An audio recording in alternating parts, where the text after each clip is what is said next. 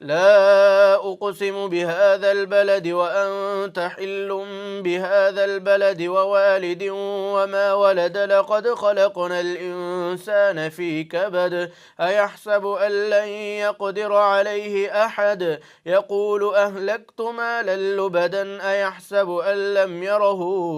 أحد ألم نجعل له عينين ولسانا وشفتين وهديناه النجدين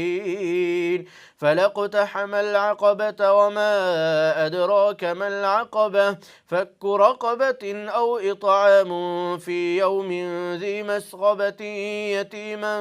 ذا مقربة أو مسكينا